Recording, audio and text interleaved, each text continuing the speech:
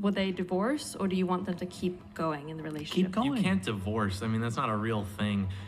You can like separate. See, his Catholic background shines through. He knows. You can't divorce. You can separate, but you can't actually divorce. You gotta endure. People are too. Beating your wife is a good reason for a divorce. Like you can say, okay, well, I stuck through it and we figured it out, and maybe you have. But expecting other people who are getting their ass beat to stay in a marriage where they're getting beaten up is crazy. Endure. People quit too easily nowadays. What? That's your response to somebody who's being physically beaten by their partner? He is saying that, if it's an abusive relationship, you have to endure. This is the problem with snowflake society now. Everyone's such a p***, so they'll ruin a marriage because they think they're so special. You absolute troglodyte. It's not about being special. It's about not getting beat the up in a marriage. But I think that this guy has no idea what I'm doing. Because if we were just objectively lay out what our brands are doing side by side, I irrefutably know that every single day I'm working hard with my members in my community to make these men better people. I'm getting these guys jobs. These people are losing weight. They're finding girlfriends. They're finding wives. Okay. These guys are struggling with like traumatized issues that happened in their past that we're helping them get over.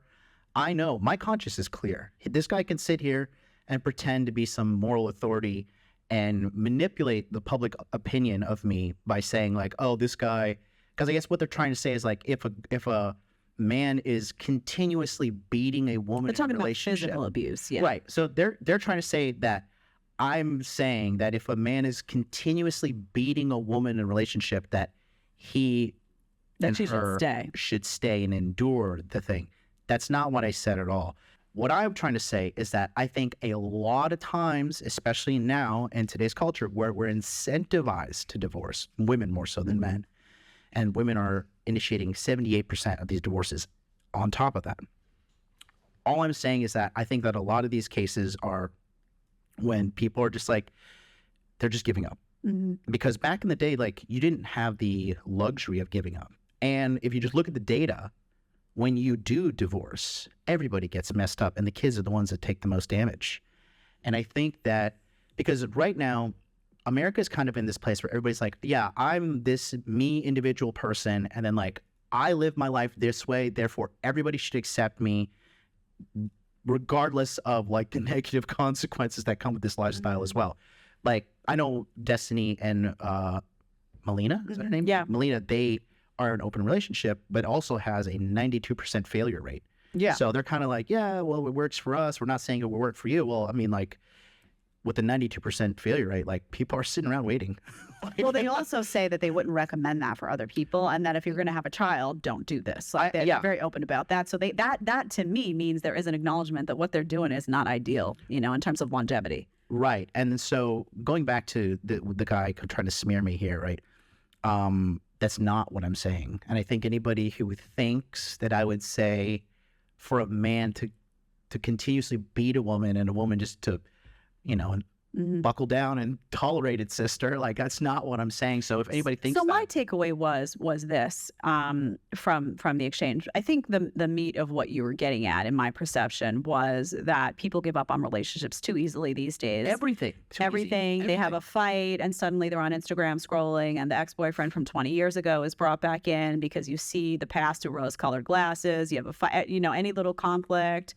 People feel like, oh, I have all these options. Part of that is technology because you've got everybody in your phone. There's never any disconnect from former relationships. It's a mess. So I heard that. I think and you know, also the issue of when it came up with abuse, I think the word abuse, like if somebody's being abused in my book, that situation needs to end. However, we're talking about physical abuse. However, I think about my grandparents, and you know, my mom and I laugh about it, but my grandma used to chase my grandfather around the house with a loaf of Italian bread that was stale, and she'd be like, boom, boom, boom.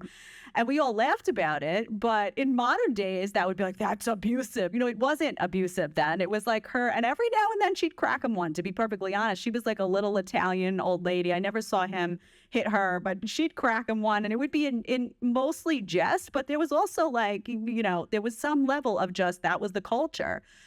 They were married forever until the day they died. And that I wouldn't, knowing them and seeing their situation, I wouldn't say that was abusive. So I think that word in and of itself, also when you talk about mental abuse, that word gets like very slippery slope. Like, is that someone who got into a fight once and said, you're a jerk? Like, now that's mentally abusive. So I think what I heard from you is like, there's this slippery slope now.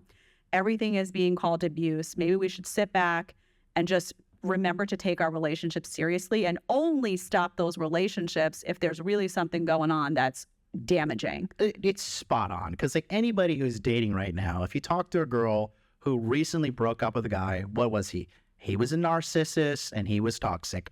Every single girl is saying that 9 times out of 10. And when are you ever looking at these situations when a girl breaks up with a guy and she's like, well, I want to talk about what I did wrong in the relationship first. When does that ever happen?